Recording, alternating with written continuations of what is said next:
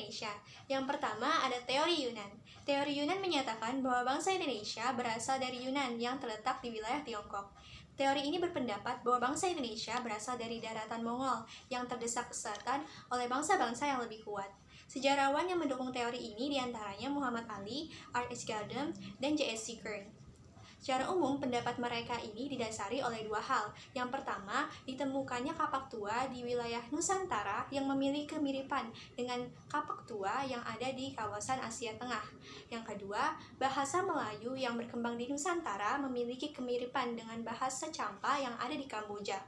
Kedatangan manusia dari Mongol ke Kepulauan Nusantara ini melalui 3 gelombang utama. Yang pertama, perpindahan orang Negrito. Yang kedua, ada Proto-Melayu. Yang ketiga, ada Diotro-Melayu. Yang kedua adalah teori Nusantara. Teori ini menyatakan bahwa asal-usul bangsa Indonesia berasal dari Indonesia sendiri, bukan dari luar. Tokoh pendukungnya ada Muhammad Yamin, Boris Kraft, dan J. Crawford. Adapun argumen-argumen yang melandasi teori ini, yang pertama, bangsa Melayu merupakan bangsa yang berperadaban tinggi. Yang kedua, bahasa Melayu memiliki kesamaan dengan bahasa Champa yang ada di Kamboja. Namun, kesamaan bahasa ini hanyalah sebuah kebetulan. Yang ketiga, adanya kemungkinan orang Melayu merupakan keturunan dari Homo soloensis dan Homo wajakensis. Yang keempat, adanya perbedaan bahasa antara bahasa Austronesia yang berkembang di Nusantara dan bahasa Indo-Eropa yang berkembang di Asia Tengah. Selanjutnya adalah teori out of Taiwan. Teori out of Taiwan ini adalah teori yang digunakan dalam pembahasan asal-usul nenek moyang yang ada di Indonesia. Nah, teori ini didukung oleh Harry Truman Simanjuntak. Nah, dari segi bahasanya, dari seluruh bahasa yang digunakan di Indonesia memiliki rumpun yang sama, yaitu rumpun Austronesia. Nah, rumpun Austronesia ini disebut juga sebagai rumpun Taiwan. Namun, dari segi riset genetika menyatakan bahwa tidak ada sama sekali kecocokan dalam kromosom Indonesia dengan kromosom orang yang berada di Cina. Yang keempat ada teori Afrika. Teori ini menyatakan bahwa manusia modern yang hidup saat ini berasal dari Afrika. Dasar dari teori ini adalah berdasarkan dukungan ilmu genetika melalui penelitian DNA mitokondria gen perempuan dan gen laki-laki. Menurut ahli genetika dari Amerika Serikat, Max Ingman, manusia modern yang ada sekarang ini berasal dari Afrika antara 100 sampai 200 ribu tahun lalu. Dari Afrika mereka menyebar keluar Afrika. Dari hasil penelitian Ingman, tidak ada bukti yang menunjukkan bahwa gen manusia modern bercampur dengan gen manusia purba. Teori migrasi. Bangsa yang bermigrasi ke Indonesia berasal dari daratan Asia, tepatnya dari Yunan Utara dan terus bergerak menuju ke selatan ke arah Vietnam dan terus ke kepulauan Indonesia. Bangsa yang bermigrasi tersebut adalah sebagai berikut. Yang pertama ada bangsa Melanesia atau disebut juga dengan Papua Melanosoid yang merupakan rumpun bangsa Melanosoid atau ras Negroid. Bangsa ini merupakan gelombang pertama yang bermigrasi ke Indonesia. Dan yang kedua ada bangsa Melayu yang merupakan rumpun bangsa Austronesia yang termasuk golongan ras Malayan Mongoloid. Bangsa ini melakukan perpindahan ke Indonesia melalui 2 gelombang, yaitu sebagai berikut. A. Gelombang pertama. Gelombang pertama berlangsung sekitar tahun 2000 sebelum Masehi.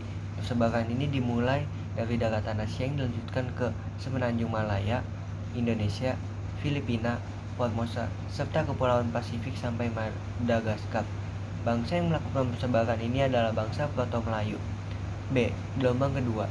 Gelombang kedua berlangsung sekitar 500 sebelum Masehi.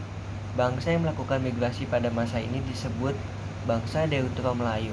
Bangsa ini masuk ke Indonesia membawa kebudayaan logam berupa perunggu maupun besi dengan corak Dokson.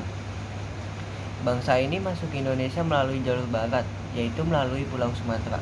Dengan adanya migrasi ini, Indonesia mempunyai 3 kelompok suku bangsa, yaitu bangsa Melanesia, bangsa Melayu tua, dan bangsa Melayu muda. Ras Melanosoid atau yang biasanya juga disebut dengan bangsa Melanesia. Ras Melanosoid ini berasal dari bahasa Yunani, yaitu melano yang artinya hitam dan soid yang artinya penampilan. Jadi ras melanosoid ini merupakan kelompok atau golongan manusia yang berpenampilan hitam dan tersebar di wilayah timur Indonesia. Papua melanosoid ini termasuk dalam ras negroid dan mereka mempunyai ciri-ciri, yaitu yang pertama, mereka mempunyai kulit yang hitam-hitaman. Yang kedua, mereka mempunyai rambut yang hitam dan keriting. Yang ketiga, mereka mempunyai bibir yang tebal. Mereka juga mempunyai badan yang tegap. Dan yang kelima atau yang terakhir, mereka mempunyai hidung yang lebar. Nah, bangsa Melanesia ini mereka tersebar di Riau, yaitu suku Sakai atau Siak, dan juga suku bangsa Papua Melanosoid yang berdiami Pulau Papua, Kepulauan Kei, dan Kepulauan Melanesia. Manusia wajak atau manusia Solo diperkirakan sebagai nenek moyang dari manusia Melanosoid yang menjadi penduduk pada Pulau Papua dan benua Australia. Pada saat itu, Papua dan Australia masih menyatu sebelum akhirnya naiknya permukaan air laut pada akhir zaman es. Di Papua, sebagian besar kelompok wajak mempunyai kebudayaan, yaitu kebudayaan berburu dan meramu.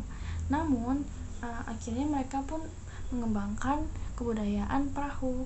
Mereka menggunakan kebudayaan perahu itu untuk mencari ikan di pantai, di rawa-rawa, di sungai, ataupun di muara.